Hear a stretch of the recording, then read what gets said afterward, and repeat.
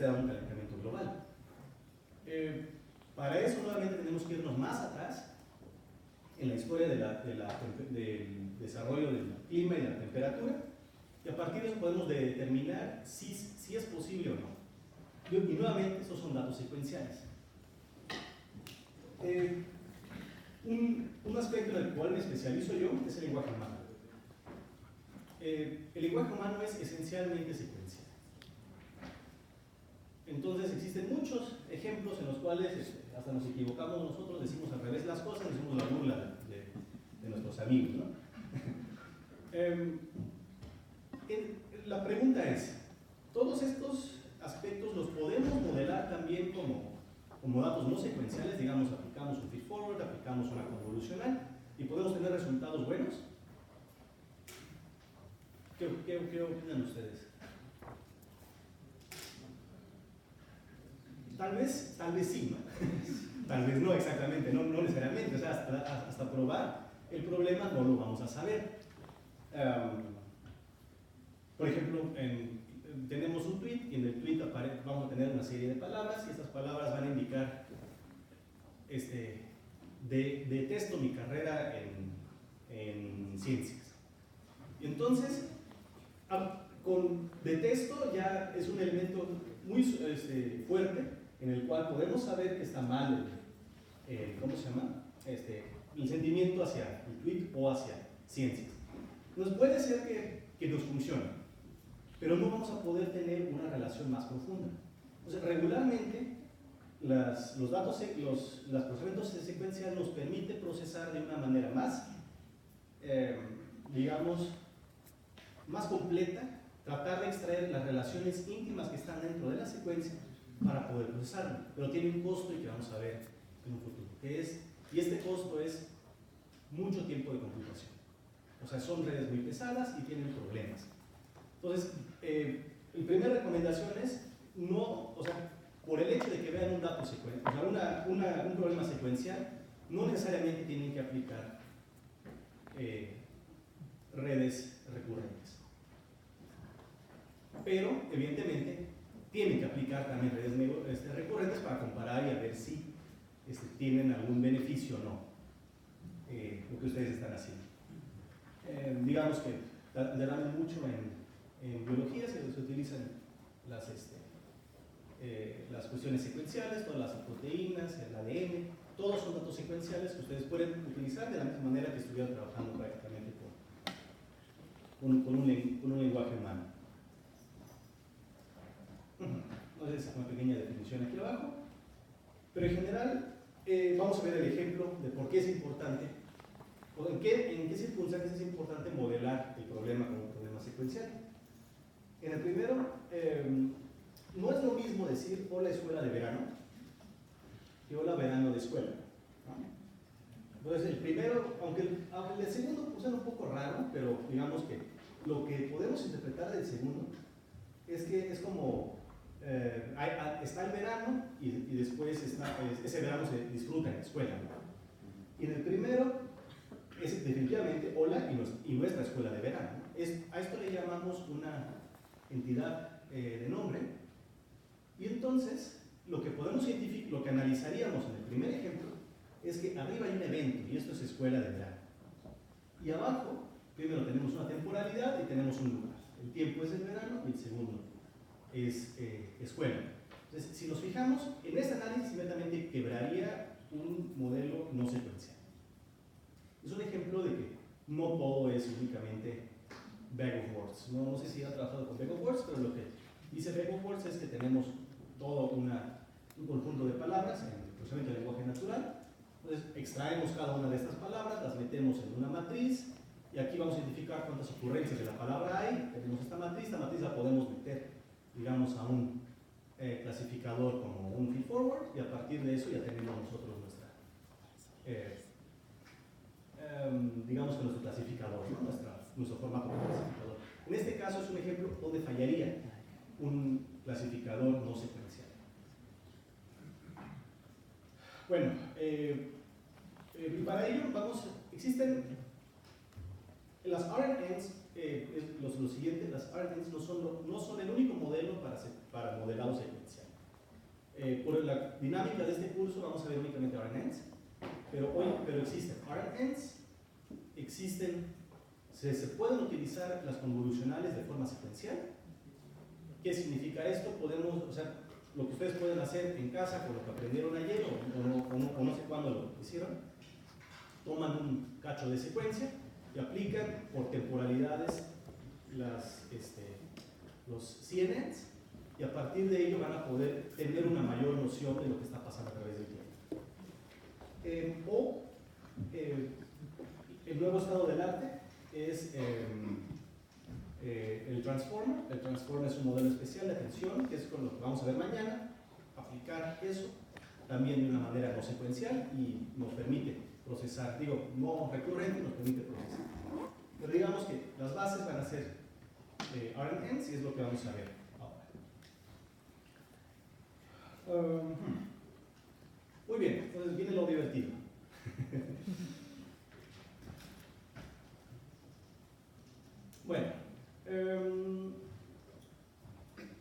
Bueno, lo que podemos ver en una secuencia de tiempo de manera matemática es un grafo. Y este grafo prácticamente va a constar de diferentes estados, y esos estados van a estar relacionados uno respecto al otro, de una manera, de una sola conexión para atrás, ¿no? Entonces, podemos generalizar esto de esta manera, ¿no? El estado oculto t, de un momento en el tiempo t, va a ser realmente una función que queramos asignar con relación al tiempo pasado. Entonces, digamos que cada uno de los estados que tenemos nosotros va a tener una relación con el pasado, automáticamente. Entonces, esto puede ser expandido hasta el punto que ustedes quieran. Por ejemplo, tenemos un t más 1, aquí debe ser su índice. Y este evidentemente va a estar relacionado con ht y evidentemente con t menos 1.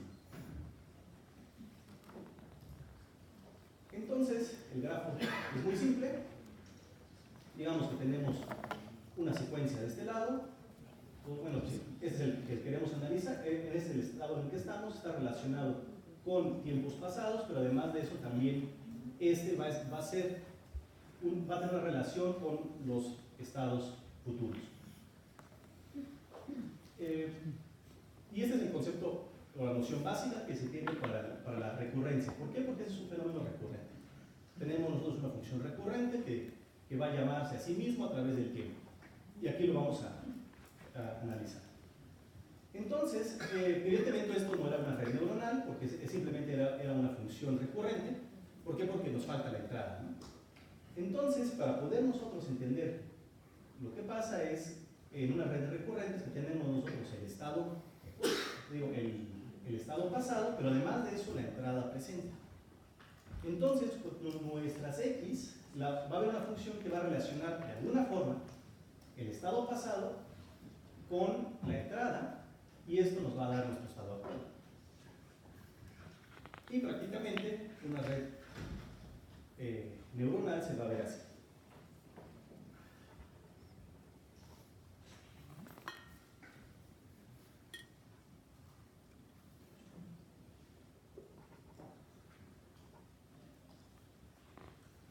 Evidentemente, pues sería mucha flojera dibujar todo esto. Y la otra forma de hacerlo, podemos hacerlo así. ¿Qué significa? Simplemente es una visualización distinta. Eso significa recurrencia. Y para cada estado tenemos un X que se va integrando, ¿no? Es exactamente el mismo grafo que habíamos visto al inicio. Bueno, ¿cómo se vería entonces una RNN universal? Lo que vemos aquí simplemente es la misma red anterior a través del tiempo, ¿no? Muy bien. En muchos papers ustedes van a ver un montón de fórmulas que de repente pueden ser los pueden espantar o pueden meterlos en dudas de qué está pasando, pero simplemente lo que están describiendo es el grafo que tenemos aquí al lado. Entonces digamos que tenemos esta red neuronal. Esta red neuronal es una red de Hellman y lo que tenemos es evidentemente nuestro bias, tenemos nuestra matriz de pesos que va a estar relacionado con el estado anterior. Después tenemos pues, una U, esta U va a ser justamente la que va a tener, va a ser la matriz de pesos para nuestra X de entrada en este tipo. Y esto nos va a dar una salida. Esta salida evidentemente tiene que pasar por una función de activación. En este caso, una función de activación muy buena para las redes recurrentes, es una tangente hiperbólica, porque tiene ciertas características que permiten conservar mayor valor no en cero, sí, que no es cero a través del tiempo. Es algo muy importante. Evidentemente podemos usar ReLU, podemos usar otras funciones, pero la tangente hiperbólica es algo muy usado dentro de redes recurrentes. Posteriormente, que tenemos nosotros nuestra salida H, que es el estado actual, vamos a seguir nosotros procesando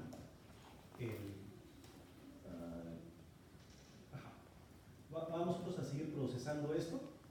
Entonces, el H actual lo vamos a nuevamente multiplicar por una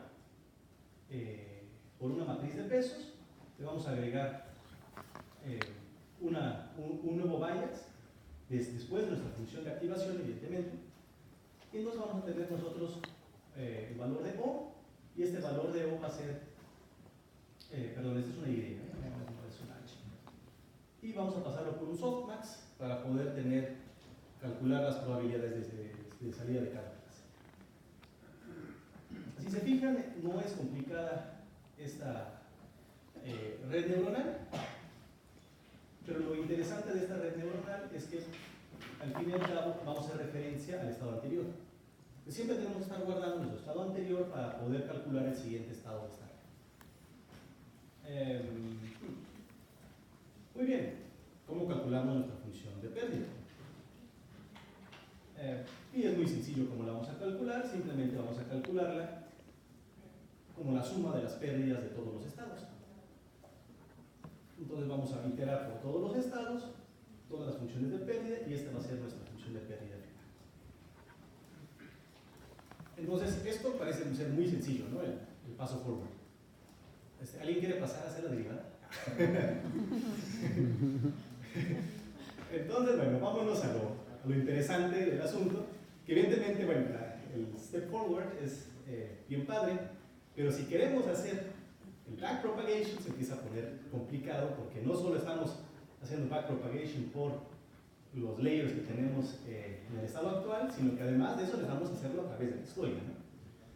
Entonces, para ejemplificarlo, no vamos a hacer la red de Hellman, sino vamos a ver esta super red sencilla. Vemos que simplemente es una tangente, nuevamente tenemos una configuración, quitamos vallas, no nos importan ahorita, y que en general es el mismo aspecto que lo que teníamos antes, y lo pasamos por un softmax, ¿no? Muy bien, vamos a hacer un cross entropy para poder nuestra función de pérdida. Tenemos nuestra función de pérdida por cada uno de los estados. Evidentemente eso se tiene que sumar, y lo que tenemos es esta función de pérdida, ¿no? Así se ve nuestra red. Muy bien, entonces vamos a calcular, bueno, primero, ¿de cuántos valores tenemos que calcular la gradiente? ¿De qué respecto aquí?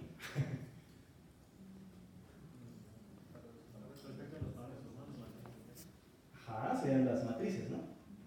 Teníamos U, W y V, ¿no? Serían estas las matrices de parámetros que queremos derivar. Entonces, para W tendríamos esta derivada. Si lo quieren, lo pueden hacer en casa.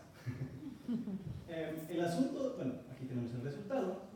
El asunto es que si aplicamos la regla de la cadena, a esto vamos a tener nuestro error, digamos, del estado 3, para suponer algo. Y entonces este error del estado 3 va a estar relacionado, bueno, va a ser con respecto a nuestro Y, ¿no? Y este Y va a estar relacionado con nuestro, con respecto a V. Si expandimos esto, vamos a encontrar que esta Y también está relacionado con este valor de aquí. Y entonces esa es la forma en la cual podemos expandirlo. Lo interesante de la V es que no necesitamos un estado anterior. O sea, todo puede ser, todo está en relación a lo que vemos, ¿no? O sea, la información del estado, el Y, nuestro goal, y en este caso nuestra predicción. Entonces, esto no tiene mayor ciencia. O sea, derivar V no implica mayor problema. Donde sí empieza a ponerse interesante es para V y para U. En este caso solo vamos a ver el ejemplo de la W. Entonces, tenemos nosotros esta misma configuración que tenemos anteriormente con la regla de la cadena. Pero ¿qué pasa? Que en este caso S3 está relacionado con el estado anterior, que es WS2, ¿no? Entonces, para poder derivar S3, debemos nosotros también derivar todos los estados anteriores. O sea, si está relacionado con S2, está con respecto a S1. Y por lo tanto, ahora imagínense, si tenemos nosotros 20 estados y queremos derivarlo hasta el estado 1, tenemos que hacer toda esta cadena y expandirla a través de todos los puntos que tenemos en nuestro gráfico. Entonces, para simplificarlo, tenemos K aquí, pero en general esta sería la complicación de la derivación en un red neuronal recurrente. ¿Cómo se ve esta derivación? Simplemente el error respecto a S3, después S3 respecto a S2, la parcial de S2 respecto a S1, la parcial de S1 respecto a S0, ¿no? Y así pues, vamos a irnos expandiendo y expandiendo digamos, esta derivada según el punto en el que nos encontramos. Muy bien, antes de pasar al siguiente, por favor díganme qué ven aquí de problemático en realizar esta derivación, este backpropagation a través del tiempo.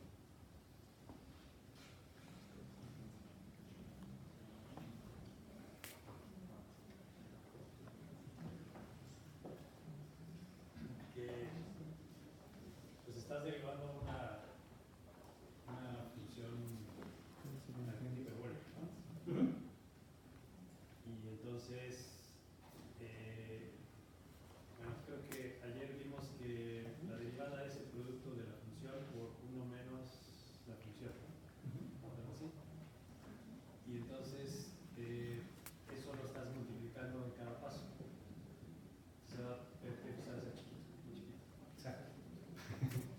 El problema es, imagínense una derivada de un texto que contiene 200 palabras.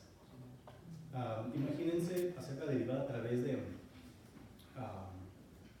digamos, no sé, tienen ustedes datos para cada hora en la bolsa de valores, y entonces ustedes quieren encontrar la relación de ahora con hace 5 años. Entonces, imagínense, el problema computacional que significa calcular todo esto.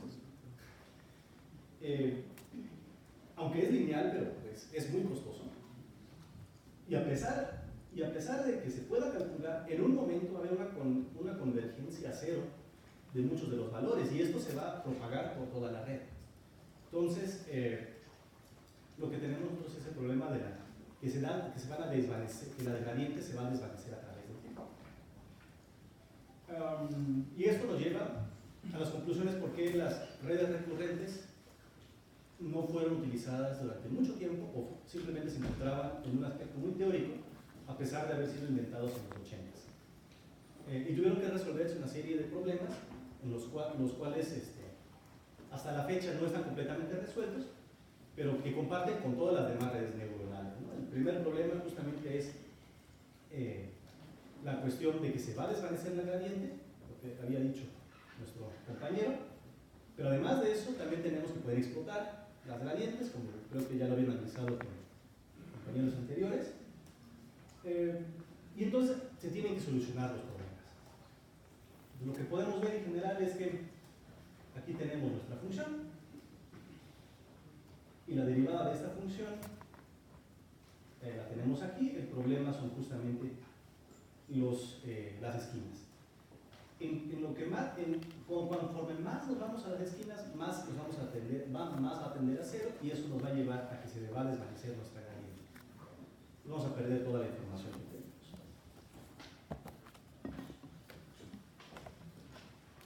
Antes de eso, a ver si ustedes tuvieran que resolver ese problema, ¿cómo lo harían?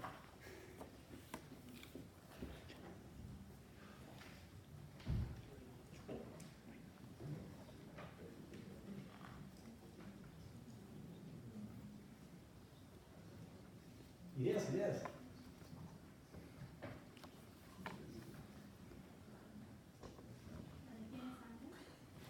A ver, ¿qué?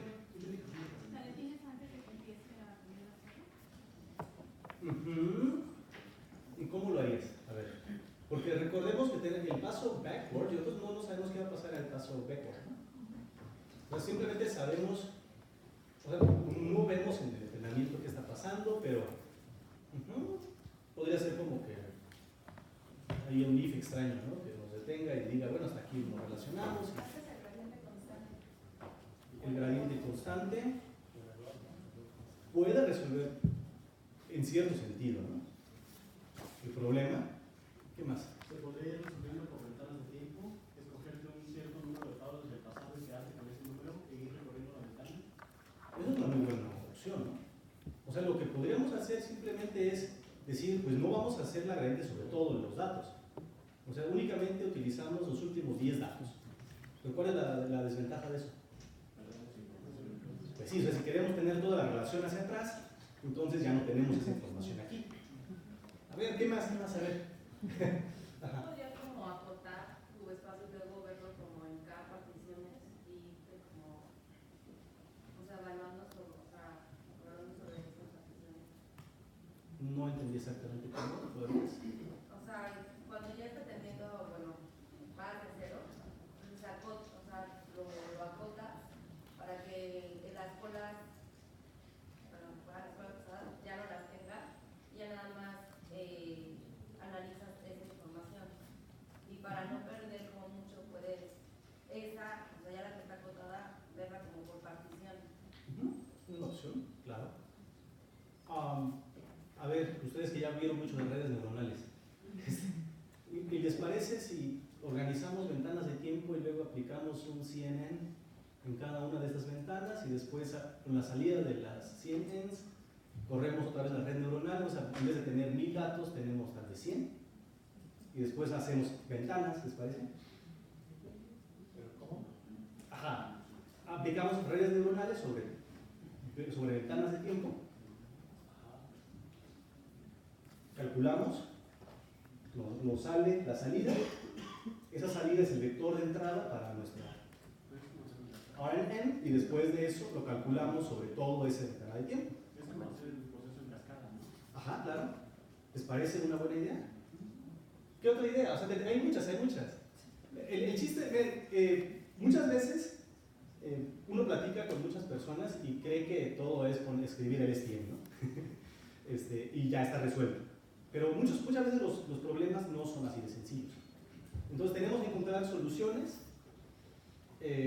a los problemas que tenemos. Tenemos un problema y tenemos que tratar de encontrar cómo organizamos los datos. ¿Hay otra idea que nos puedan proporcionar? Pero ahí tienes una dependencia del tiempo, ¿no? Una serie de datos. O sea, puede ser que, digamos, puede ser que el dato HT dependa de HT-1, pero también dependa de HT-10. Ajá, claro. ¿No?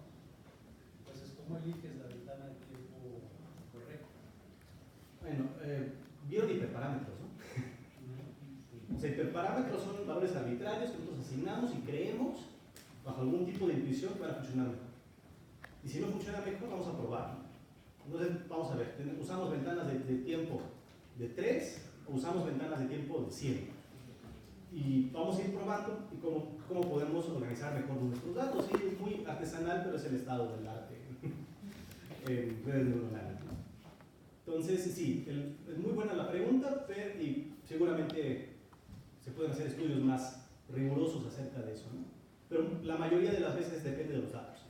Y como depende de los datos, entonces esas soluciones o los hiperparámetros siempre tienen que ajustarse a los datos que queremos analizar. Y claro, o sea, cada solución a esto tiene hasta que no lo resolvamos en forma, va a tener una desventaja o va a tener trade-offs.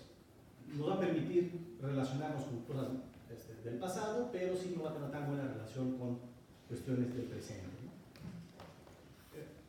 Lo que iba es de que bueno, esto funciona como una memoria, ¿no? O sea, tú almacenas de alguna forma datos previos. Entonces, la idea podría ser que trates de saber cuál conviene almacenar y cuál no. Esa es una muy buena intuición, creo, la que tiene, ¿no? No sé cómo.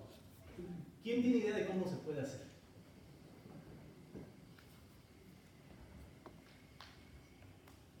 Lo que hacen los LSTM, ¿no? A ver, pues claro, la idea fundamental del LSTM. ¿Y cómo lo hacen? Nosotros vamos a ver, ¿no? Nada más es para intuición. Es muy high level, muy high level. Pues deciden qué tanta información de la salida de la capa anterior dejan pasar y qué tanta información de la entrada actual dejan pasar. Exactamente, ¿no? Esa es la idea general que tenemos. Digamos que es la solución más eficiente hoy en día. ¿Alguna otra solución además de esto?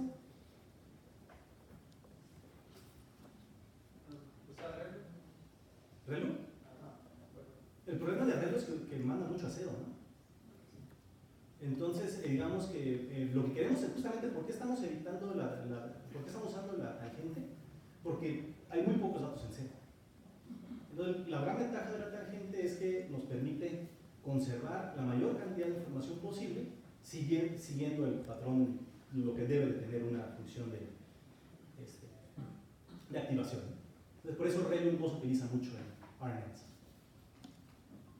Bueno, otros ejemplos, otras cuestiones que se intentaron a través de la historia ha sido construir, digamos, arcos o conservar información. Digamos que mantenemos información, el H-10 lo conservamos y lo vemos todo, la ventana de 10, digamos que de 10 estados, y luego lo cambiamos. Entonces podemos ver diferentes estados del pasado y lo juntamos todo para el momento de calcular el softmax o poder calcular incluso la tangente. Pues digamos que no necesariamente necesitamos ver únicamente el estado anterior, sino podemos ver también los estados hacia 10 estados, 20 estados, y podemos juntar toda esta información, y como todo está digamos que todo está conectado, podemos derivarlo sobre todos estos tiempos, ¿no? Sí, digamos que son diferentes soluciones las que podemos aplicar. Ustedes pueden también pensar en más soluciones y tal vez ganar un premio tuyo. Muy bien. Vamos a ver entonces qué es una LSTM.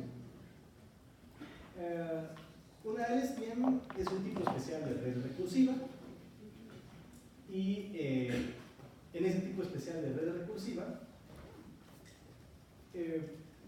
vamos a concentrarnos en dos aspectos. Uno, la memoria a largo plazo y la memoria a corto plazo. Fue inventada en 1997, y la gran pregunta de todos es ¿por qué si fue inventada en 1997? Todos la empezaron a usar hasta el 2012, por ahí, ¿no? Y el problema simplemente es que pues es costosa, porque tiene digamos que tiene muchas capas, y cada una de esas capas tiene conexiones especiales. Entonces no es algo muy sencillo poder integrarlas. Y su principal anhelo fue tratar de resolver el problema de las dependencias. referencia, ¿no? Largas. Hay una pequeña referencia, de hecho vamos a usar imágenes de esta referencia para poder, es clásica en el mundo, de hecho los van a ver muchos esos dibujitos, y bueno, lo que nos sirve es para poder visualizar muy bien lo que tenemos frente a nosotros. Entonces, supongamos que este es nuestro estado anterior, este es nuestro estado siguiente. Cada uno va a tener una entrada y va a tener una salida. Entonces, lo que ven ustedes en azul, o no sé qué color, como morado, son simplemente operaciones directas sobre, digamos que sobre los vectores y matrices. Estas son capas con, digamos, son capas neuronales, las que tenemos aquí. Estos son sigmoides y estas son nuestras tangentes hiperbólicas. Sí.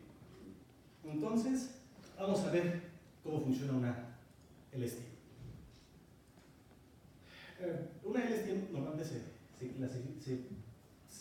digamos que se divide en diferentes capas, digamos, aunque no son directamente capas, pero se les llama de esta manera. Y entonces, este va a ser la primera capa, que es lo que decía nuestro alumno de aquí enfrente, que es, vamos a tener que decidir qué vamos a olvidar y qué no de nuestro estado actual. Entonces, aquí tenemos nosotros una concatenación de nuestro vector de entrada, X, y nuestro estado pasado, que es T-1. T-1 viene de nuestra neurona anterior, bueno, de nuestra célula anterior. Y entonces, nosotros vamos a aplicar aquí un peso, y este peso lo que va a tratar de aprender va a ser qué es importante o qué es relevante para el largo plazo de la información que estamos viendo. Entonces, supongamos que en nuestro, digamos, nuevamente estamos analizando economía, y entonces lo que vimos en este momento es que como subieron las tasas de interés, todo el mundo está metiendo su dinero al banco para poder ganar, ¿no? De manera segura. Y esta información no es relevante solo para nuestro momento actual, sino es relevante para cualquier momento futuro. Pero a la vez también hay información, supongamos que se canceló una inversión muy importante del gobierno y muchos inversionistas, o el gobierno perdió mucho dinero, entonces esto no es tan relevante porque es un momento actual, ¿no? Y como eso es un momento actual, entonces pues no necesitamos generalizar, no siempre pasa. O tal vez Trump hizo un tweet y entonces todo el mundo está espantado, entonces esto no debería de pasar. Esta capa, o red neuronal, o como lo quieran ver, simplemente va a decidir qué información es relevante del vector X y del vector pasado. Y entonces, lo que vamos, y la siguiente parte es la capa de entrada. Y la capa de entrada se va a referir a qué vamos a nosotros calcular, o sea, qué vamos a, digamos que guardar de esa información que tenemos aquí, ¿no? Porque recuerden que aquí la salida, nuevamente, ¿no? la salida de una sigmoide, entre qué valores y qué valores está. Y si nosotros multiplicamos 0 por cualquier número, nos va a dar 0, ¿no? Un valor muy cercano a 0. Entonces, eso va a significar que va a olvidar parte de la información que viene aquí arriba. Y si va a ser 1, significa conservar. Y en este caso, lo que tenemos aquí de nuestros valores de entrada es qué parte de los valores de entrada vamos a conservar para poder agregárselo a una memoria a largo plazo. Digamos que todo lo que estamos ahora discutiendo es qué va a entrar, o sea, qué se va a conservar en la memoria de largo plazo y qué nuevo va a entrar en la memoria de largo plazo. Importantes conceptos. ¿Dudas aquí? No. Bueno, entonces recordemos, en esta parte tenemos qué de la memoria de largo plazo se va a quedar y en este qué de lo que según lo que tenemos de entrada ahorita y qué de lo que tenemos de entrada se va a agregar a la memoria de largo plazo. Por eso nuestra función va a ser también una tangente. Y básicamente lo que tenemos nuevamente es una sigmoide que va a decidir cuánto de la información que tenemos se debe de guardar y lo va a multiplicar por la salida de la tangente hiperbólica del momento pasado con x. Entonces con esta multiplicación vamos a ver qué se va a guardar y qué no de nuestra información que tenemos de entrada aquí y lo vamos a agregar a esta línea, a esta variable que tenemos aquí. Muy bien, ¿cómo vamos a actualizar entonces nuestra información que tenemos a largo plazo? C va a ser nuevamente un tensor, y ese tensor lo que se va a encargar va a ser de guardar toda la información que viene desde el inicio de nuestra LSTM. Entonces, primero tenemos que vamos a multiplicar cuánto debe de olvidarse y cuánto no de esta memoria de largo plazo. Segundo, vamos a sumar nuestro resultado de la multiplicación de la hiperbólica por el sigmoide, y a partir de eso vamos a tener la suma y se va a agregar estos valores a nuestro valor general. Y ahora que ya sabemos qué vamos a hacer con nuestra información a largo plazo, vamos a calcular qué va a pasar con nuestro corto plazo. Entonces, en nuestro corto plazo, vamos a usar información de largo plazo que estaba definido en C. Vamos a utilizar nuevamente una sigmoide, vamos a multiplicar esa sigmoide por la salida de la tangente hiperbólica del largo plazo, y esto va a ser nuestra salida para nuestra siguiente capa, y además de eso nos va a permitir calcular, digamos que esta salida la podemos utilizar o no para calcular una salida temporal, ¿no? Digamos que esa salida temporal, evidentemente se podría agregar aquí una softmax para poder calcular sobre una cantidad de clases, y ahí tendríamos una salida por cada estado de tiempo. Digamos que aquí entran los datos económicos, aquí están los datos económicos a largo plazo, y aquí vamos a predecir cómo va a funcionar la tasa de interés el día de mañana, o cada vez que la FED decide actualizar la tasa de interés. Muy bien. Entonces, bueno, primero, ¿qué problemas ven ustedes a esta red?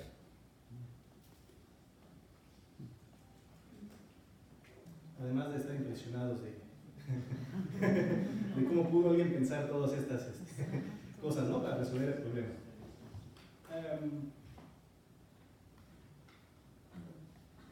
Tenemos que pasar 2 veces o cuadráticamente los datos. O sea, ¿2 veces? ajá.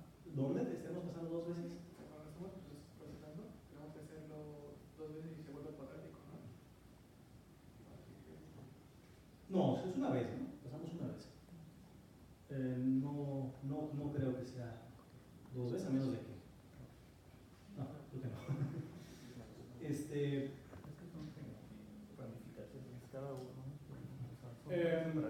Bueno, para poder imaginárnoslo, y no lo voy a hacer, por favor, si hay un voluntario, los invito. ¿Quién quiere derivar? Evidentemente lo podemos hacer en casa con tiempo y dedicación, pero el costo computacional es muy alto, ¿no? Y entonces, como el costo computacional es muy alto, tenemos un problema computacional aquí. Evidentemente no es exponencial, no es nada por el estilo, lo podemos manejar con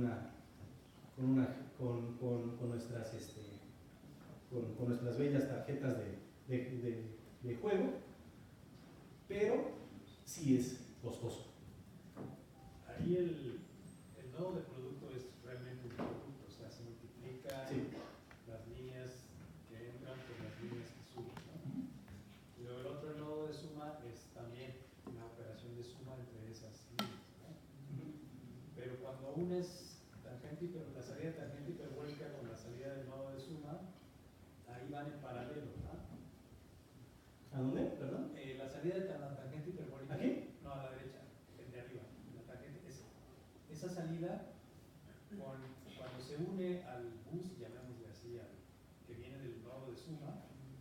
¿Te refieres Al aquí, nodo de en esta suma? Exacto. Ah, Ese muy que bien. sale, cuando se une con el tangente hiperbólica, son líneas que van en paralelo, ¿no? Ajá, o sea, aquí ya no hay modificación. O sea, esta C, nuestra variable C, ya no sufre modificación. Simplemente copiamos esta variable C, le aplicamos la tangente hiperbólica y multiplicamos por la salida de la sigmoide.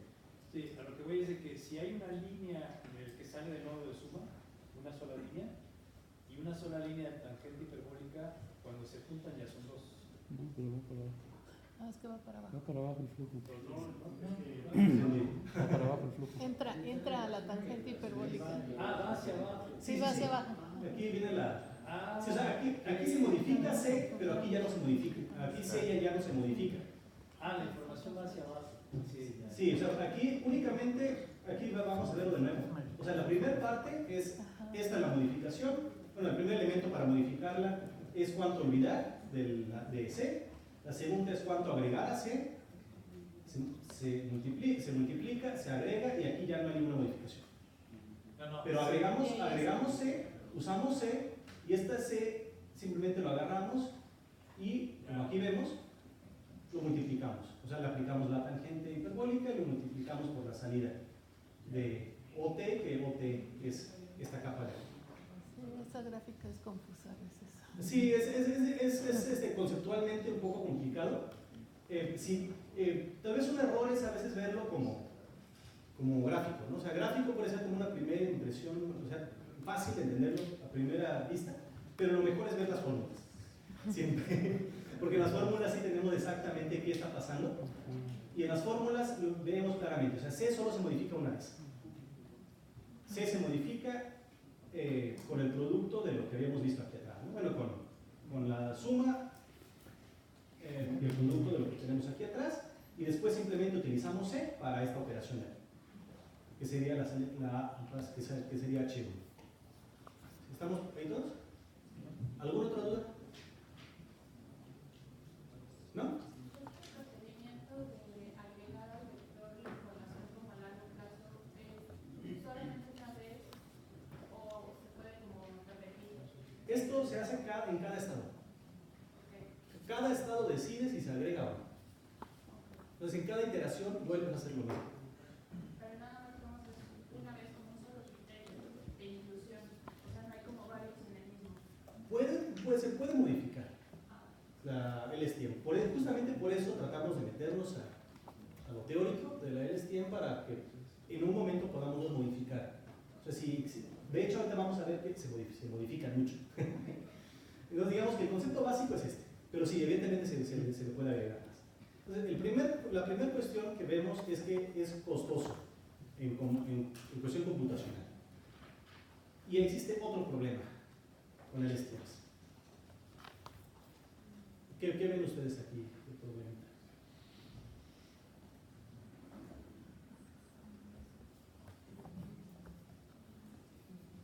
¿No? ¿Nada? Bueno, les vamos a pasar el tip. Que solo podemos hacer uno a la vez. Entonces calculamos uno, después calculamos nuevamente, y cuando calculamos, muchas veces cuando hacemos digamos que cuando calculamos LSTMs o cuando corremos los LSTMs, lo que vemos es que nuestras GPUs nunca están al 100% usadas. Y esto es porque pues, no puede usarlas todas en un solo movimiento. Por eso, No puedes parametrizarlas. no hay forma. O sí hay forma, pero eso sí es de otros temas. Entonces, el problema es que, por ejemplo, aquí ven otra vez que podemos utilizar pseudo-RNNs con convolucionales, lo que sí podemos calcular todo al mismo tiempo, o podemos utilizar modelos de atención. Pero gran ventaja de RNNs es que no podemos paralizarlo porque uno depende del otro, ¿no? Entonces, tenemos que saber qué pasó en el estado anterior para poder usarlo en el estado. Muy bien. Una GRU es un Gated Recurrent Unit. ¿qué vemos aquí? Que existen menos capas que en la anterior, ¿no? O sea, ¿cuántas capas teníamos aquí? Teníamos 4 capas diferenciables. Y aquí tenemos 3. Y la idea básica de un GRU es que puede tener, no está intentando vencer a LSTM, pero lo que está intentando hacer es evitar la cuestión computacional. ¿Cómo? Reduce capas y de esa manera la backforward y backpropagation es menos costoso y eso nos permite tener redes más rápidas. Por ejemplo, un rápido ejemplo, digamos en traducción automática se utiliza mucho GRUs y GRUs es de gran ventaja porque estamos entrenando alrededor de 100 millones de ejemplos, 200 millones de ejemplos de frases paralelas y entonces digamos que con LSTM se tarda 3 meses y con GRU se tarda 1 mes, ¿no? Y esa es una gran ventaja para poder hacer y entrenar nuestros modelos. O por ejemplo, los nuevos modelos que tenemos hoy, como Elmo, que utilizan estos modelos, tienen que tener una decisión muy importante si utilizan GRUs o LSTMs. LSTM tiene ventajas en ciertos casos y hay que saber en qué casos tenemos que seguir utilizando LSTMs. Muy bien. Ya estamos llegando al fin de este martirio para ustedes. Lo primero que tenemos es que tenemos que ver cómo modelamos también nuestras redes, ¿no? Y va a haber una serie de problemas a los cuales podemos nos enfrentar. El primer problema es el clásico. Ay, es una Y acá arriba. No le hagan caso a la B. Entonces, lo que tenemos es una entrada X, calculamos nuestro estado oculto nos va a poder predecir una Y de salida. Y nuevamente para el siguiente estado vamos a tener lo mismo, para el siguiente estado vamos a tener nuevamente eso, y se acaba, ¿no? Muy padre, pero la gran pregunta aquí es ¿para qué vamos a usar este tipo de modelado? Ahorita quisiera que hiciéramos una pequeña interacción porque justamente es uno de los ejercicios más importantes en redes neuronales. En otras palabras, podemos utilizar nosotros los modelos que existen, pero siempre cómo utilizarlos va a ser la gran diferencia para poder resolver los problemas. Evidentemente tenemos nosotros varios a uno, o sea, nosotros ingresamos una serie de estados y al final nosotros tenemos nuestra salida y esta salida evidentemente se va a hacer el backpropagation a través de todo esto. Digamos que tenemos nosotros una sola entrada y vamos a tener varias salidas.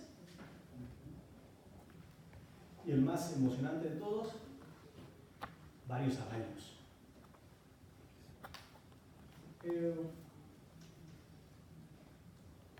Entonces quiero que ustedes me cuenten, antes de pasar a lo práctico, ejemplos de modelado. Un ejemplo para cada uno. Por ejemplo, ¿cómo utilizarían ustedes un modelado en problemas que ustedes trabajen, en ejercicios que han hecho? No sé si todos son de computación, imagino que también hay de otras áreas. Imagínense ustedes un problema en el tiempo y cómo lo modelarían. ¿Voluntarios?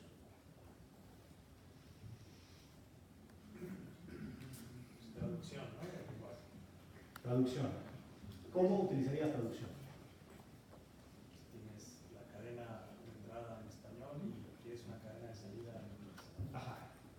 Entonces, ¿qué tipo de arquitectura utilizarías aquí? De las que vimos. Muchos años. Claro, ¿no? Porque no sabemos nosotros la entrada, o sea, la entrada puede ser variable y la salida puede ser completamente distinta. Y no hay una relación uno a uno de las palabras. Entonces, evidentemente, traducción es un problema muchos a muchos. Y aquí hay un pequeño dato. El modelo clásico de muchos a muchos es el sequence to sequence. Entonces, ¿qué vamos a ver? ¿Qué vamos a ver mañana? Ajá. Y este se inventó hasta 2014 Entonces, las redes neuronales no habían podido ser utilizadas para traducción porque nadie había tenido la idea de cómo poder hacer varios a varios, ¿no? ¿Qué otro tipo de problemas? Además de los clásicos, ¿no? Porque clásicos hay muchos. La predicción de la demanda en energía eléctrica, por ejemplo. Sí, justamente se puede hacer una recopilación de toda la cantidad de carga que tiene un edificio y se le puede predecir, o se le podría, bueno, como son datos temporales, se puede ingresar justamente en un tipo de módulo de estos, de LSTM, y predecir qué va a pasar en ciertas instancias, por ejemplo, en horas pico, en la noche, en la mediodía, porque la carga también tiene una variabilidad en el tiempo, ¿no? Entonces, ¿utilizarías qué? Muchos a muchos también. Tal vez no. Sobre ese mismo, bueno, sobre ese mismo yo utilizaría un 1 a 1. ¿Por qué? Porque tenemos nosotros nuestra carga, digamos, actual, ¿no? Y queremos predecir la carga futura. Pero a cada momento de tiempo tenemos una predicción. Después tenemos nuevamente una carga, el siguiente momento, digamos cada 5 minutos, y tenemos una predicción justamente para este momento. Posteriormente tenemos otra nueva predicción de carga y otro nuevo valor y volvemos a predecir para el siguiente momento. Por más de que tengamos un vector o una matriz de datos temporales, igual le vamos haciendo uno a uno, ¿no? Exacto, porque aquí como esta es una LSTM, entonces tenemos relación desde el inicio de los tiempos y tenemos relación de lo que pasó hace 5 horas. Y esto nos permite ser un 1 a 1. La diferencia es que si quieres hacer una predicción de cargas, ¿qué tendrías que utilizar en vez de, no sé, convenir un softmax? ¿O qué tipo de función de salida?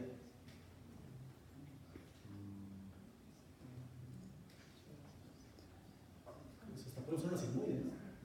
O sea, de 0 carga a 1 que sería el completo de la red. Entonces, en vez de usar un softmax, porque no tiene carga no es menor, entonces podemos utilizar una sigmoide y también tenemos que modificar nuestra función de costos, que sería una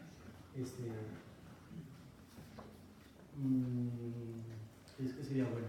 Bueno, ahí podemos pensar en una buena función de costos, ¿no? A ver, aquí había una idea, Carrie. Otro ejemplo, no sé, podría usarse para tener de control en observación de sistemas dinámicos o estimación de parámetros en sistemas dinámicos. Pero a ver, damos un ejemplo en específico. O sea, sí hay muchos campos ahí. Por ejemplo, si yo tengo un sistema dinámico en el cual quiero estimar el estado interno de ese sistema, que no lo puedo obtener directamente a partir de las mediciones, pero me genera una red neuronal que emule ese mismo sistema y con las entradas que entran al sistema original y la salida que está produciendo el sistema original, pueda yo estimar el estado interno del sistema sin conocerlo directamente. Suena complicado, pero sí. ¿Por qué? Porque estarías prediciendo el estado del otro sistema. No, sí, pero el estado podría tener, digamos que una configuración de forma de grafo, por ejemplo, ¿no? Entonces, una predicción de grafos es un poco tricky porque no es un valor continuo o. No, pues es la secuencia del valor del estado del tiempo. Sí, puede ser completamente con uno a uno, ¿no? ¿Alguien más? Dinámica de sistemas físicos. A ver, vamos a ver uno más de los que tenemos. Ya tenemos 1 a 1 y tenemos varios a varios, ¿no? Muchos a muchos. Entonces, uno más y después vamos a tratar de ver ejemplos de muchos a uno y uno a muchos. Ajá. ¿Quién me había dicho? ¿Sistemas? En función de la dinámica de sistemas físicos, tengo un sistema cuántico de muchos cuerpos y quiero ver cuál es la evolución de ese sistema. Y bueno, no hay soluciones analíticas, entonces a lo mejor podría usar este tipo de redes para tratar de predecir la evolución del sistema. O sea, cómo se movería el espacio de fase. O sea, predecir movimientos. Perdón, yo no soy muy loco. Sí. Ajá. ¿Y qué forma tienen los movimientos? ¿En forma de vectores? ¿Matrices?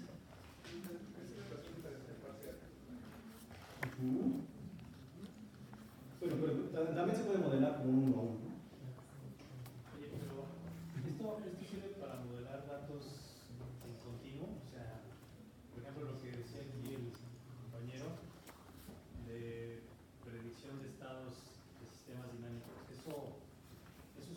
Son espacios continuos que se mueven en el infinito, de cero infinito. ¿Puedes usar estas cosas para eso? Sí, evidentemente sí. El problema es que no podemos usar menos infinito a infinito. Claro. Tendríamos que normalizarlo, digamos de 0 a 1. Y de 0 a 1, digamos, ¿por qué? Porque si no va a explotar nuestra red, ¿no? Me refiero al número de estados que puedas modelar. Ah, no, sí, los estados son infinitos, claro. Tiene que ser finito, ¿no? No. Para modelar la red tienes que tener una secuencia finita, ¿no? O sea, evidentemente la práctica termina siendo finito, pero digamos que las posibilidades son, o sea, tú puedes, no tienes un límite hasta cuántos estados te puedes hacer, en ese sentido. Digamos, bueno, la pregunta interesante aquí también puede ser, la salida aquí tiene que ser continua o tiene que ser discreta. Entonces, la salida continua, evidentemente que puede ser porque todas las salidas, todos los estados internos son continuos. Y únicamente con el softmax vamos a poder hacerlo discreto. Bueno, vamos a hacer ejemplo, para no perdernos mucho, vamos a tratar de encontrar un ejemplo de muchos a uno y de uno a muchos. ¿También lo podemos usar para cadenas de Markov? Una cadena de Markov es un equivalente a esta. Cualquiera que tenga... Este es un HMM. Este es un modelo de Markov oculto. Y prácticamente lo que hace es igual, ¿no? O sea, este es nuestro estado oculto, este es nuestro estado visible y estamos estimando nuestro estado. Sí, la gran ventaja es que esto conserva mucho más información en el espacio. Entonces sí, los modelos de Markov son equivalentes, digamos, a esto. ¿Cómo maneja, por ejemplo, si tenemos como espacios en los estados?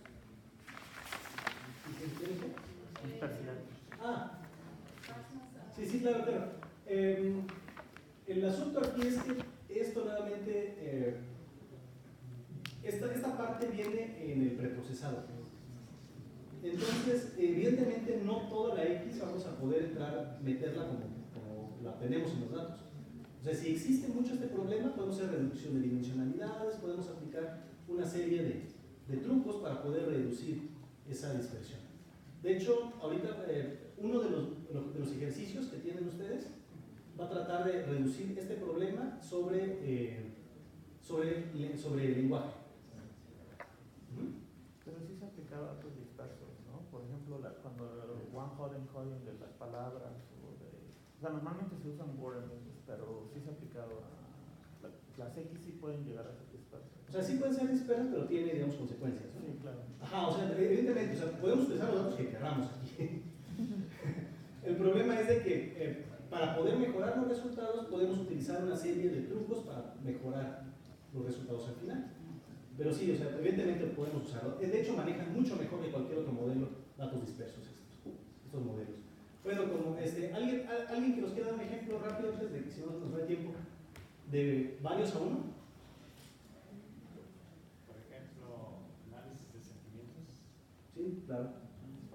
Ejemplo básico, tenemos nosotros una serie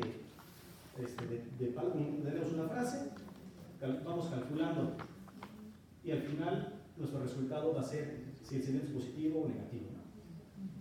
Es una forma de hacer clasificación. Entonces, si queremos, pues, este correo es spam o no, corremos sobre todo el texto en nuestra RNN y clasificamos si es spam o no. Si queremos saber si debo de invertir o no en este negocio, corro mi red neuronal, mi LSTM sobre el último año, los datos del último año, y me va a decir si es una buena idea o no invertir. Entonces, prácticamente podemos utilizar obtenemos datos categóricos en la salida, o incluso podemos, si quieren, también un dato continuo. Y que es el menos usado. Generación de música. Puede ser. A ver, ¿cómo lo haríamos para generación de música? muy poco datos del tipo de música, ¿no? Pero ¿qué les parece una imagen? Entonces, tenemos una base, tenemos una imagen y una base de datos de partituras relacionadas a esta imagen. Entonces, nuevamente metemos mucha información, que sería una imagen aquí, y aquí nos empezaría a producir por cada estado notas. Entonces, ya tendríamos una composición con base en el sentimiento que se despierta una cosa. ¿Otra idea sobre ese tipo de redes? ¿No?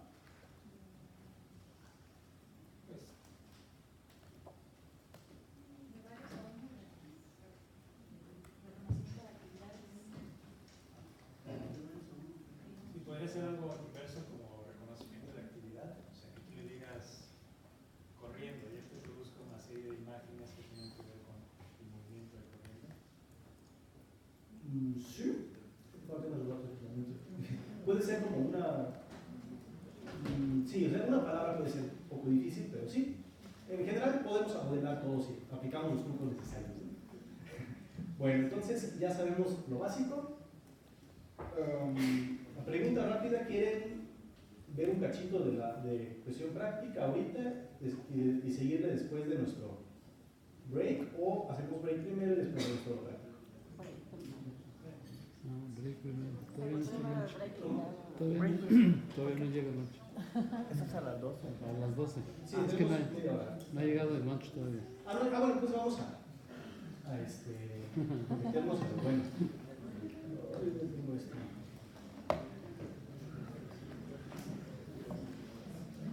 Apenas está llegando. Todos tienen ya la última versión de su libro. 15 minutos, ¿no? 15 minutos ya, llega el lunch. Ya están Bueno, vamos a tener todo el entorno listo para ver si todos estamos en el mismo, digamos, en el mismo estado, para poder después empezar de lleno, ¿no? ¿Todos listos? Clasificación no es. Vamos a empezar con el STM tagging.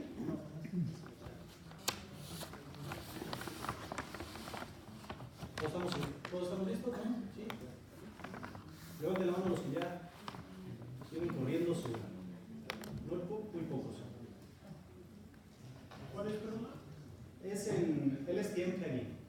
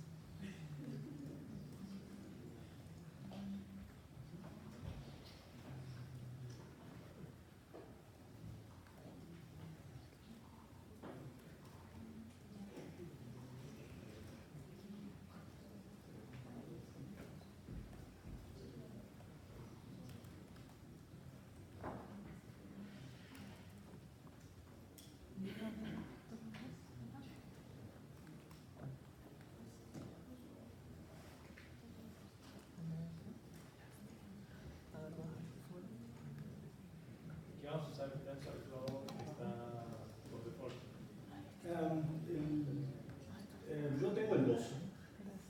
Lo estoy corriendo sobre máquina local. Entonces, si ustedes lo están corriendo en cola, creo que tienen que especificar que es el 2.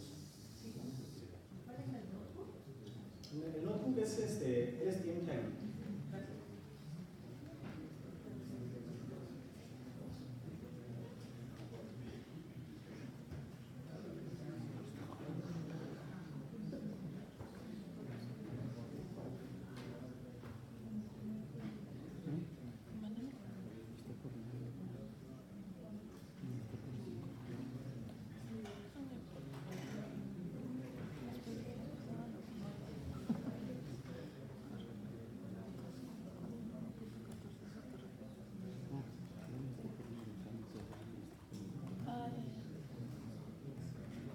¿Ahora sí listos?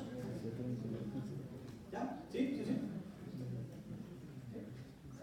Ya, bueno. Bueno, la tarea que vamos a hacer aquí es asignar partes del aula es una tarea muy clásica dentro de la exposición del lenguaje natural, lo cual quiere decir que vamos a ver si una palabra es un verbo, si es un sustantivo, si algún tipo de objeto y un pronombre. Y evidentemente esto está muy relacionado con una secuencia. Entonces, depende del lugar en el que se encuentre esa palabra, va a tener ese tipo de anotación. Bueno, entonces lo que tenemos aquí, primero vamos a importar nuestro keras y vamos a utilizar TreeBank, que está directamente en NLTK. Si les va a tardar un poco de tiempo descargarlo, si es que no lo han descargado los paquetes. Pasado. Vamos a dejarlo así.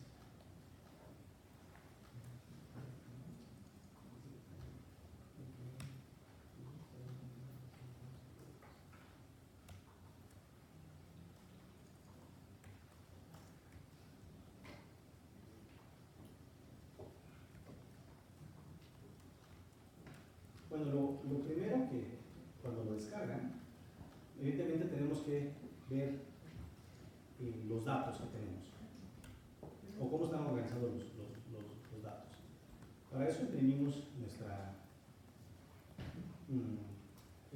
digamos que bueno, primero importamos el TreeBank, lo guardamos en nuestra variable sentences y después de eso imprimimos lo que sale.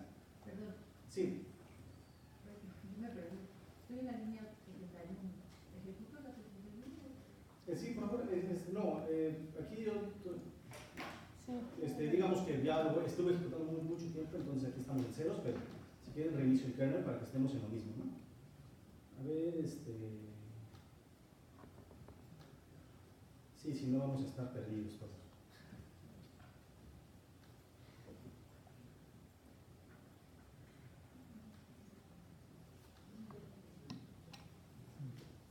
Aquí está.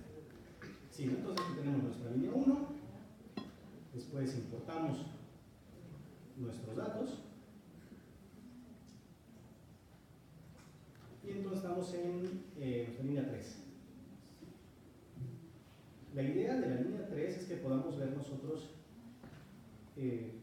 importar evidentemente los datos a nuestro entorno. ¿Ya todos están aquí o estoy? ¿Sí? Muy bien. Muy bien, entonces lo primero es que tenemos este tipo de organización de datos. Tenemos una lista y en la lista tenemos unas tuplas y estas tuplas están palabras con su etiqueta. Cada una de las palabras tiene una etiqueta igual en cada uno de los símbolos. Por ejemplo, el número es identificado con la etiqueta num, etc. En total, por ejemplo, en este sentence tenemos 18 entradas y el total del dataset son 3.900 entradas. Entonces es un dataset bastante aceptable, digamos que no es un dataset de los más grandes que tenemos en NLP, pero sí es un dataset con el cual podemos trabajar muy bien para los ejemplos que tenemos. Bien, entonces gran parte de lo que vamos a ver aquí es preprocesamiento. Primero necesitamos sacar aquí viene algo importante que podemos entender. Necesitamos transportar de qué tipo son nuestras palabras, o sea, qué tipo de dato son nuestras palabras. Texto. Es texto. ¿Y el texto cómo lo podemos meter a esta red neuronal que habíamos visto? Porque nuestra red neuronal es un conjunto es una construcción de vectores continuos, ¿no? Entonces, ¿cómo podemos pasar de un espacio continuo, de un espacio de tipo texto a un espacio continuo? ¿Cómo? ¿Con frecuencias? Ajá, pero entonces estamos perdiendo la secuencialidad, ¿no? Porque si tomamos todo como un gran conjunto de datos, y en este conjunto de datos vemos cuántas frecuencias hay sobre cada una de las palabras, lo metemos a una matriz, entonces ya utilizamos mejor un feedforward, utilizamos un CNN para poder calcular lo que queramos calcular, ¿no? Pero en este caso, queremos sacar nosotros queremos utilizarlo para alimentar una lista. Entonces, ¿qué ideas tienen ustedes para poder hacerlo? No puedes dividir por oraciones o por palabras. ¿Cómo? Lo divides por oraciones o por palabras. Sí, pero entonces las palabras, ¿cómo las transforman? Modificar las palabras de alguna manera. De alguna manera. Entonces, lo que vamos a hacer nosotros, bueno, existen diferentes formas de codificar palabras, ¿no? Digamos que si no tenemos ningún recurso externo, lo que es muy conveniente es, primero vamos a convertir cada uno de las palabras en un vector de enteros. Digamos que la palabra hola corresponde a 1, etc. Y después de eso, podemos nosotros, según el tamaño del vocabulario, hacer un one-hot encoding. Entonces tenemos nosotros, únicamente activamos el espacio donde le corresponde a esta palabra y ya podemos tenerlo como un vector. Este vector lo metemos a la red y listo, ¿no? Otra opción que tenemos es simplemente asignarle a cada uno de las palabras un vector aleatorio, y entonces sabemos que ese vector aleatorio ya le corresponde a esa palabra. Y la forma, digamos, que consigue mejores resultados es que existen algo que se llaman vectores preentrenados, y esos vectores preentrenados surgen, o sea, hay diferentes métodos para calcularlos, pero surgen a través de una relación que tienen las palabras en el contexto en el que se ha visto. Entonces se le asigna dentro de un espacio vectorial a cada palabra este valor, y a partir de ello podemos moverlo dentro de ese espacio vectorial. O sea que no solo es aleatorio, no solo es un one-hot encoding, sino que va a tener un significado mayor, digamos, a un simple número. Perdón, Sí. en ese sentido, por ejemplo, la palabra, en ese espacio la palabra, por ejemplo, perro, estaría cerca, o más cerca de la palabra gato que de la palabra avión, algo así.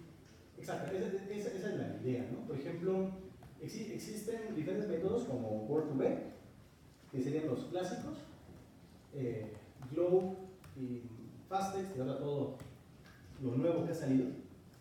Entonces, digamos, si nos quedamos únicamente con los modelos más clásicos como Fasttext, Word2Vec o Glow, lo que tenemos es que tenemos una palabra. Esta palabra, por ejemplo, si tenemos reina y le quitamos mujer y le agregamos hombre, tendría que salir rey, ¿no? Entonces, digamos que podemos hacer operaciones aritméticas de tal forma que incluso podemos calcular relaciones semánticas a partir de los vectores que tenemos.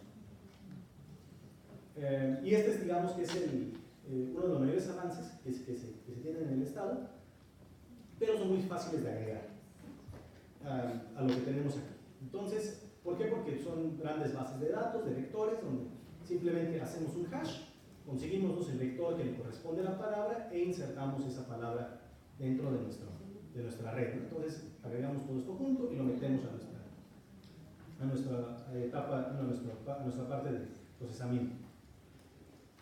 Como no vamos a usar esto, bueno, decidí por dos cosas no usarlo. Uno, porque son muy grandes los vectores, nos tardaremos mucho tiempo en tratar de cargarlos, necesitamos mucho espacio para poder descargarlo.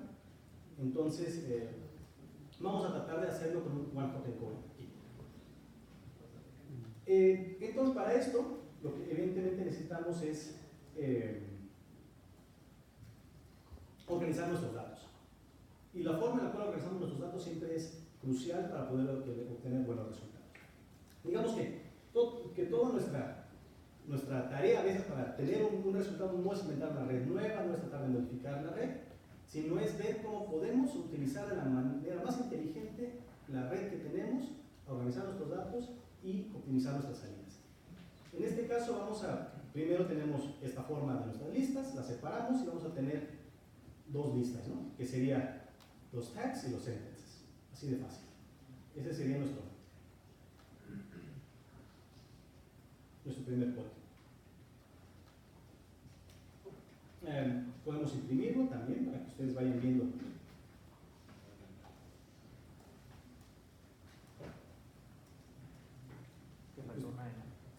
¿Perdón?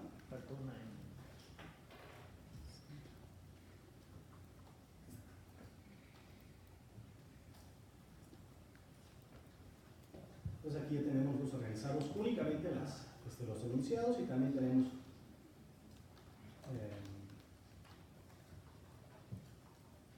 los tags.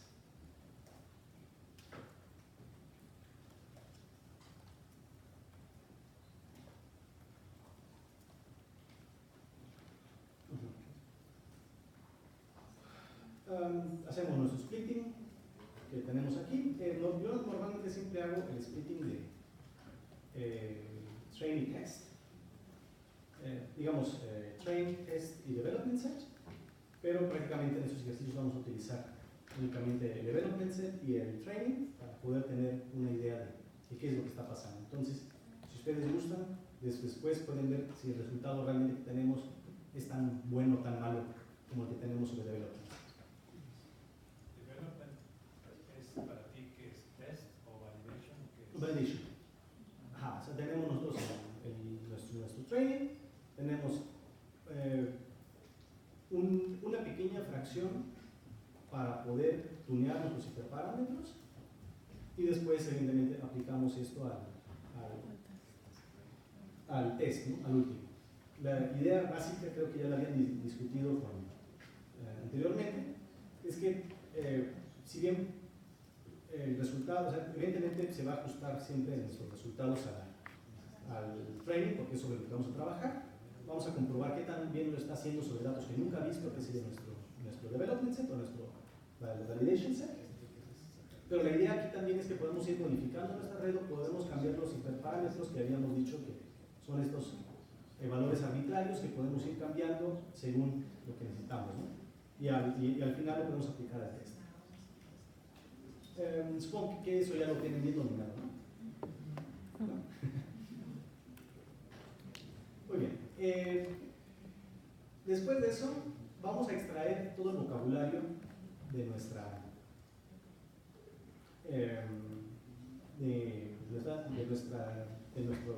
set y de nuestro training set. ¿Y por qué es importante de nuestro training set? Porque lo único que vemos en tiempo de entrenamiento es el training set, no vemos algo más, ¿no? Entonces, no podemos extraer el vocabulario sobre todo lo que tenemos en development y en test. Y entonces, una vez que tenemos nuestro vocabulario, lo vamos a hacer una lista para tener palabras únicas. Y ese sería nuestro vocabulario, ¿no? Que tenemos aquí.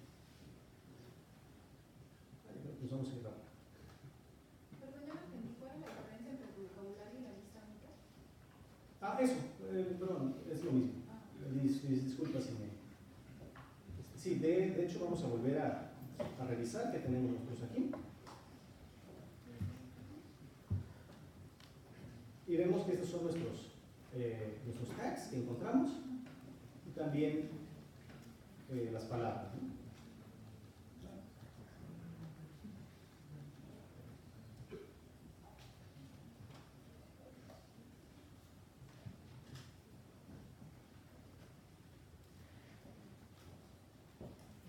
Y serían todas las palabras que se vieron aquí.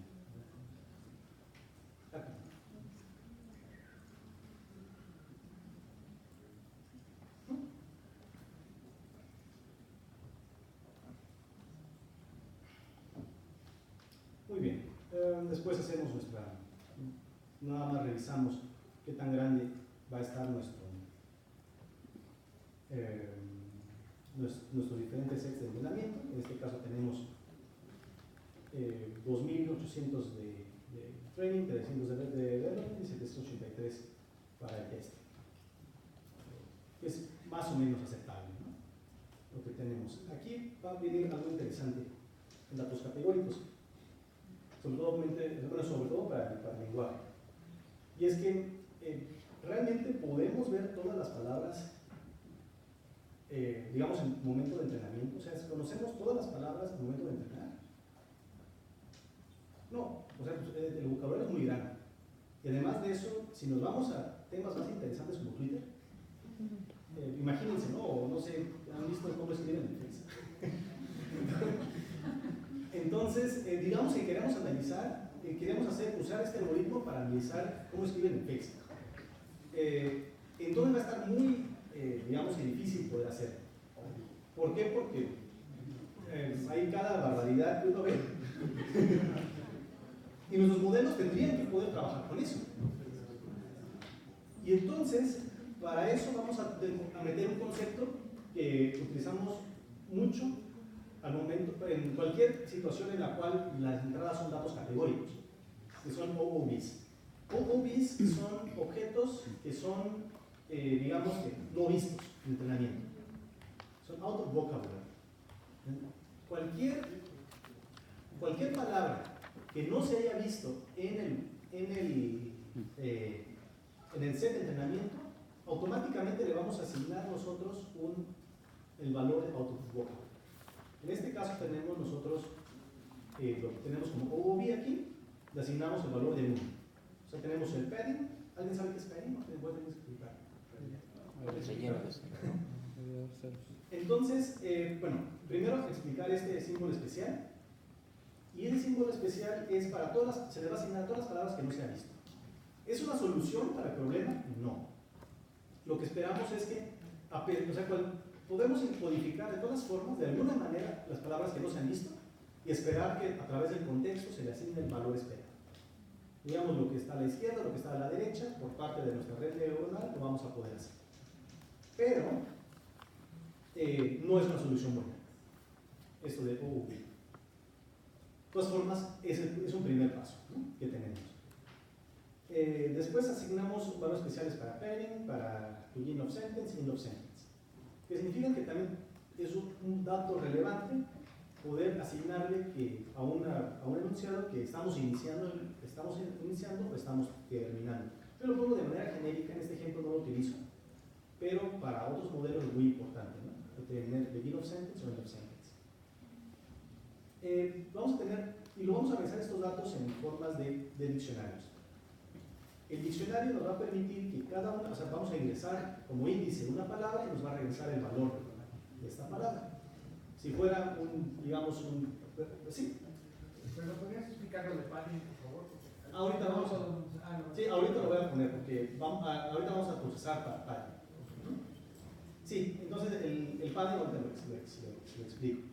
Lo que tenemos entonces es una tabla hash. En esa tabla hash o un diccionario vamos a ingresar como índice una palabra y esta palabra nos va a regresar un valor. Puede ser tanto un valor entero o ya directamente el vector de un set de vectores preentrenados. Y para poder recuperarlo, la salida, tenemos que también de un valor otra vez de entero, recuperarlo a un valor que se pueda leer, ¿no? Entonces digamos que esta sería nuestra forma de entrar, de meter y sacar información dentro de nuestra red. ¿Cómo lo vamos a hacer? Simplemente vamos a iterar a través de nuestro training set, a través de cada línea, cada palabra, y cada una de estas palabras vamos a transformar, vamos a agregar esta palabra a nuestro vocabulario, a nuestro diccionario, y en este diccionario vamos a asignarle el valor progresivo, ¿no? Digamos que sin mayor criterio, el primero que vimos es sola, va a ser 4, después mundo va a ser 5, etc. Y como es un diccionario único, pues ya no se va a repetir, ¿no? Entonces va a tener un solo. Oye, pero ahí palabras de la misma longitud van a tener el mismo código. No, porque son distintos. Por ejemplo, pero dices len word to index. Se le asigna el valor actual. O sea, lo que tenemos es... el tamaño del diccionario. Sí, o sea, lo que tenemos es primero iteramos, entonces tenemos aquí la palabra. Sí, ¿no? Sí. Esta palabra, si esta no está en nuestras keys, entonces vamos a agregarlo. Si está, pues ya, ¿para qué? Sí. Y después, ese es nuestro diccionario, el key va a ser palabra, eso se asegura que es única. Y después, para que sea progresivo, o sea, para que vamos a agregar y agregar, o sea, que se crezca cada palabra nueva, vamos a agregarle la longitud. Esto también puede hacerse con un contador o lo que ustedes gusten, ¿no? Pero para que hagamos un contador tenemos esta información. Y al revés, o sea, aquí tenemos nosotros nuestro diccionario y agregamos el Word. Evidentemente esto también no tiene que ser -1, podemos simplemente utilizar index to Word y ya ahorramos esta operación. Y lo mismo hacemos para nuestros tags. ¿Cómo se va a ver entonces nuestros diccionarios. En este caso, nuestro diccionario de tags lo vamos a ver de esta forma. O sea, una etiqueta, y una etiqueta va a tener una relación con un nombre específico, y a la vez vamos a tener aquí nuestro para recuperar, ¿no? O sea, de un valor, un valor entero recuperamos a una etiqueta. Después de eso, que tenemos nuestros, digamos que nuestros diccionarios, vamos a convertir todos nuestros enunciados a vectores. Y para hacer esto, definimos nuestra función de sentence to entero, y tenemos nuestra lista. Básicamente iteramos sobre cada uno de los enunciados, vemos si está registrado el enunciado dentro de nuestro diccionario. Muy importante. Si sí está, agregamos inmediatamente el valor que ya tenemos registrado, pero si no, agregamos el valor de OV. Digamos que tenemos hola, ¿cómo estás? Mándose o hashtag, bueno, quiero ir a la escuela de verano. Entonces agregamos OV, y evidentemente ya tenemos nuestro valor. Y de esta manera todo está codificado a pesar de que no se haya visto en tags. Sería mucho más triste que no hayamos visto uno de los tags en entrenamiento, pero se da el caso. Entonces, aquí hacemos exactamente lo mismo, pero para los tags.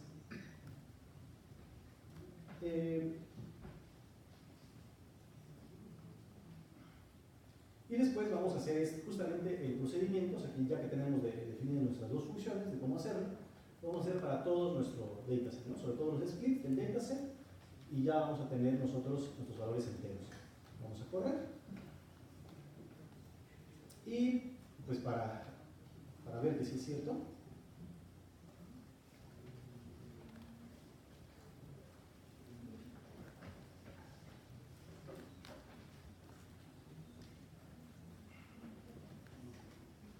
ya vamos a ver nuestros, que se ha convertido en valores numéricos todos los datos que tenemos. ¿Alguna respuesta?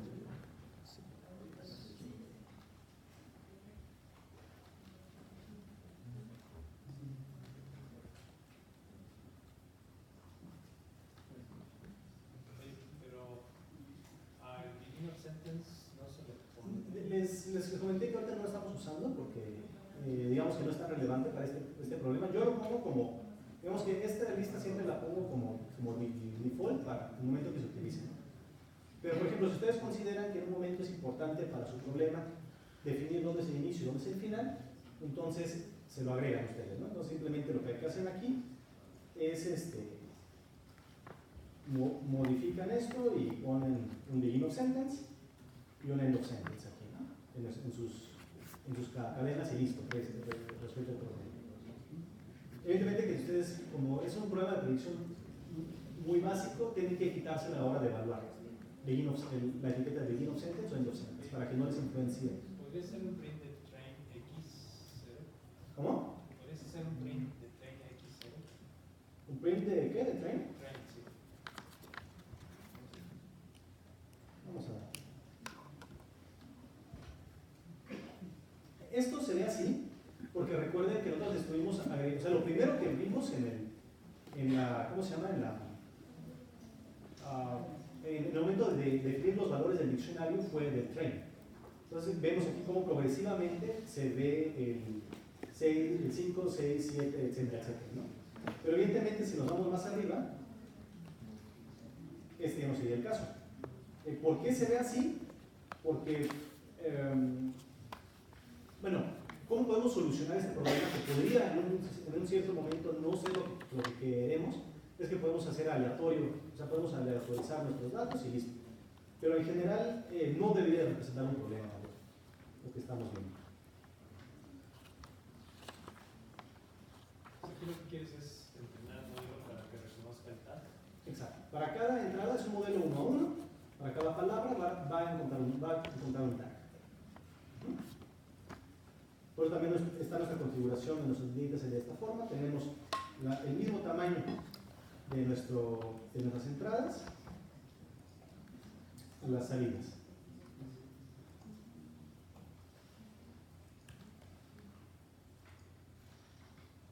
Esto es normal. Paréntesis. Los dos, ¿no? Entonces tenemos la misma cantidad de entradas que las salidas. Es un problema 1 a 1 y es lo que vamos a tratar. Y aquí viene la explicación del trading.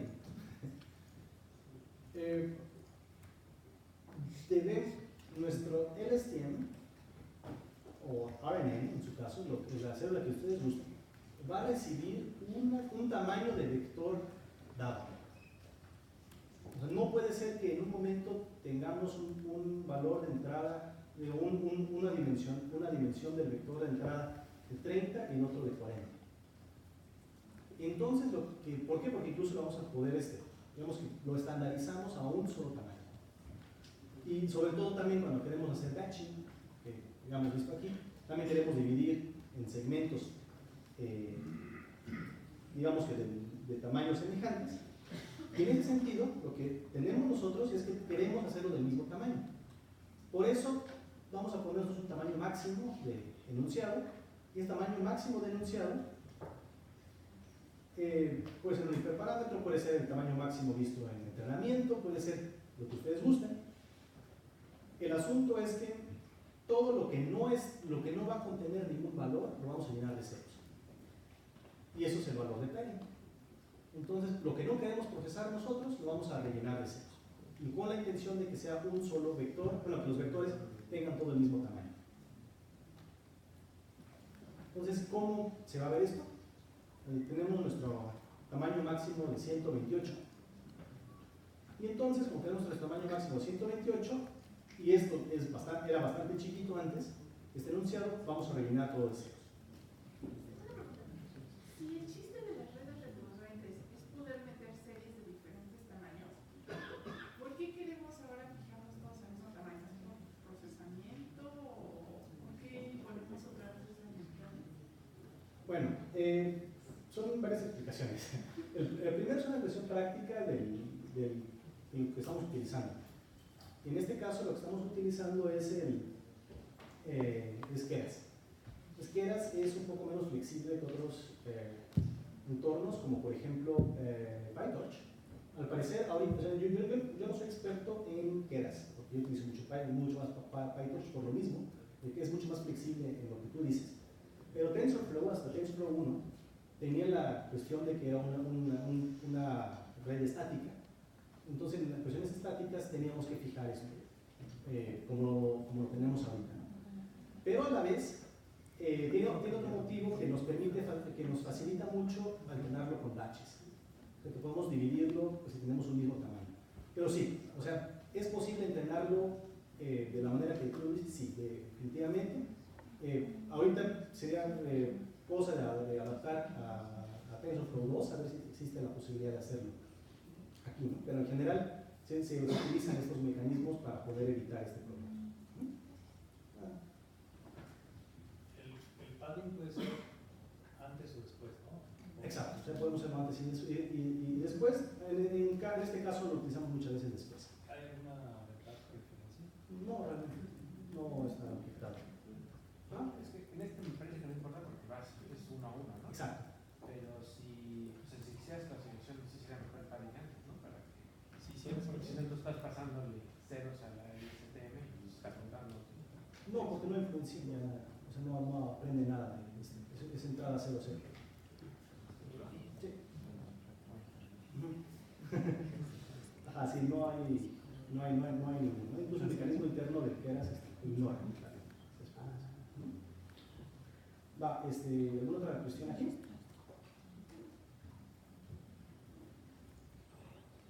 Bueno.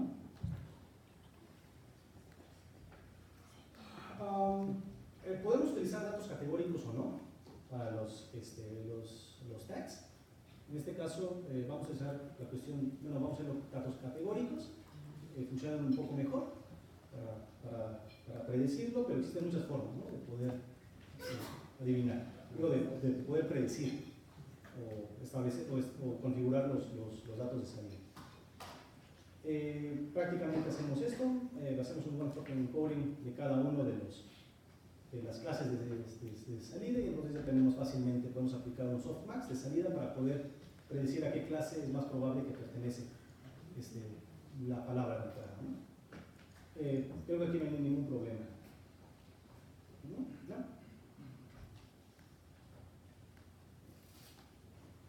Bueno, entonces vamos a definir nuestro modelo.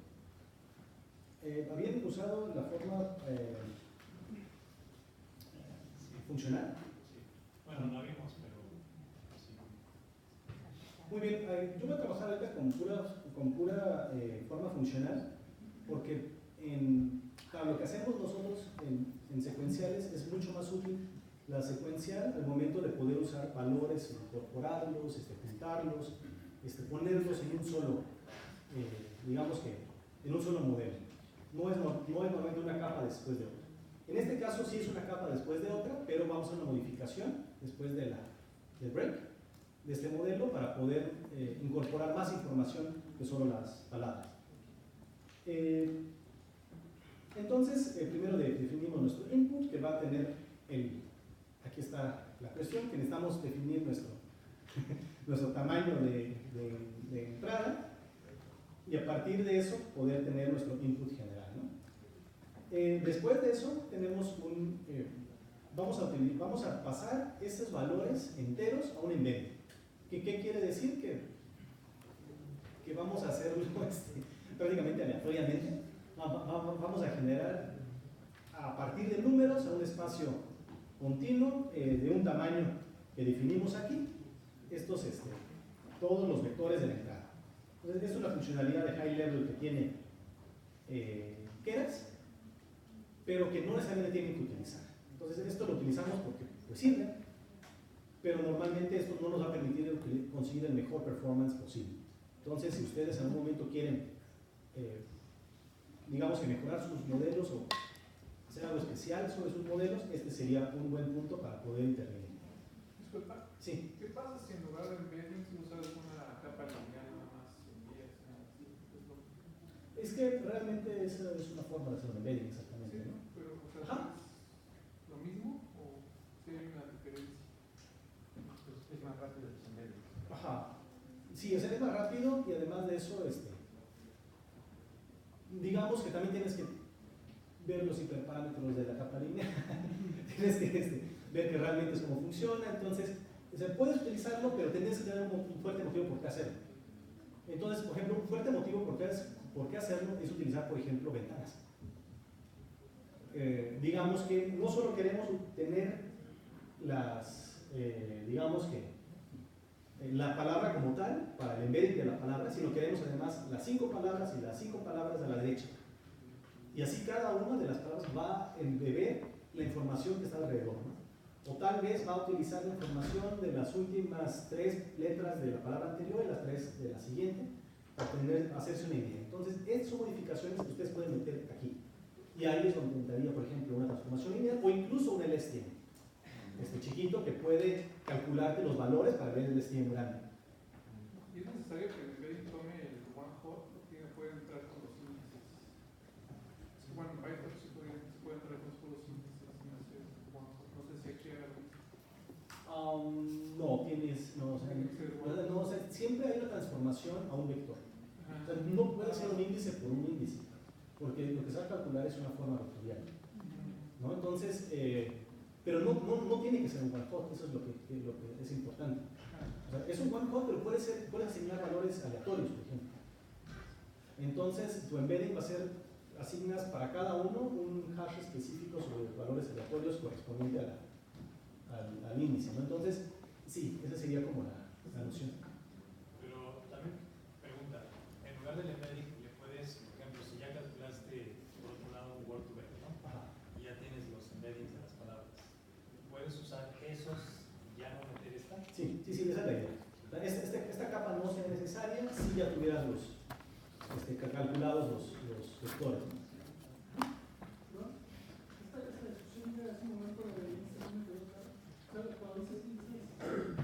sea, si metemos nada más, los índices son los números que tuvimos aquí arriba.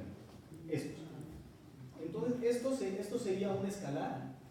O sea, la entrada sería un escalar. Entonces, el escalar, digamos, se puede utilizar un escalar para entrada a tu red neuronal, pero el escalar realmente no te permite capturar suficiente información y además también la relación con la capa, con la segunda capa no es tan buena. Entonces, siempre es bueno hacer un poco más grande tu vector X y que te conserve algún tipo de relación con tu salida. Y en este caso, un one-hot es bueno en un cierto sentido porque son datos categóricos, ¿no? Al fin y al cabo una palabra. Pero lo que puede llevar es una gran dispersión. Entonces, por ejemplo, si no quieres hacer un one-hot de, no sé, de 5000 de entrada, entonces mejoras un embedding de 200 y hazlo aleatoriamente. De hecho, es lo que se hace aquí. ¿Perdón? Con un Lego que todo sea lo mismo. A lo que me refiero un poco es que, bueno, yo como uso librerías, entonces cuando yo hago estos procesos, en vez de crear el one-hot para que sea quizá más eficiente, tomo el índice e indico que jale el vector de ciencias, porque al final el one-hot lo que va a hacer es multiplicar y jalar toda la columna. Ah, sí, puede ser así, sí. Nada más por ese sentido lo decía, no sé si en este caso siempre tiene que usar un one-hot. No, o sea, ustedes lo definen, o sea, no es siempre. O sea, ustedes definen cómo meten sus datos. Eso es lo que queremos decir aquí, ¿no? Es muy importante que ustedes especifiquen de qué manera quieren ingresar los datos para poder hacer más eficiente el procesamiento. Yo no sé si tenemos una o mil ideas de cómo meterlos, digamos como el vector X, está perfecto. Sí, no hay ningún problema.